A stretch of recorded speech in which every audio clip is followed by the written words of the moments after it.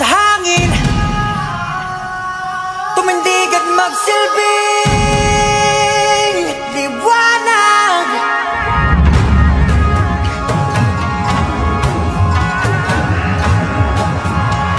Liwanag sa dilim. So, mag-include po kami sa inyo sir regarding po sa thesis po namin. So, ang question number po namin is, sir, ano po ba ang magandang epekto po ni ICAD sa community at sa PNP organization po? Unang-una, maganda na po sa inyo. Sa PNP, of course, kailangan namin ng ICAD for this community. Why? The community, kung hindi nagsusuporta ang community, hindi magiging PNP. So, kaya nga, kailangan din natin na magkaroon ng magandang relasyon sa community. Isa pa dyan, lahat ng mga problema sa community ay dapat malaman ng ating kapulisan para ma-address ng maayos. Especially, yung mga kababaihan natin, yung mga disproportionate natin, ay kailangan natin pupuntahan. Kasi ang sinumpaan na trabaho, obligasyon ng ating kapulisan ay to serve and protect. Of course, maintain. So, how are you going to maintain police and community relations? Of course, kailangan natin na dagdagan.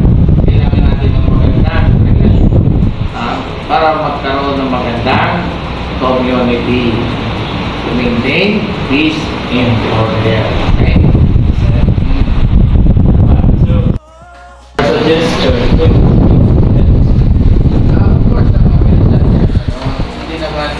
limited yung resources, kailangan natin, there is always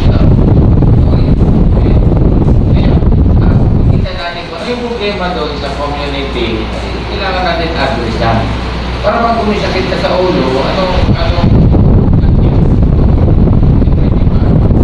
kukuha ka ng gamot isa para sa sakit sa ulo. Now, ano yung identify na problema sa community? Kailangan niya nag-ilaw.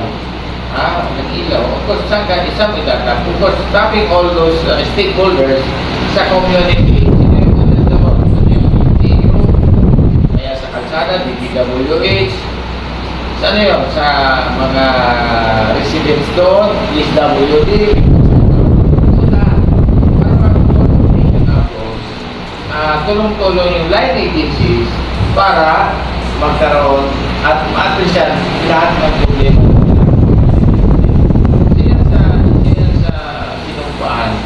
Na dapat lahat ng stakeholders ay magkaisa.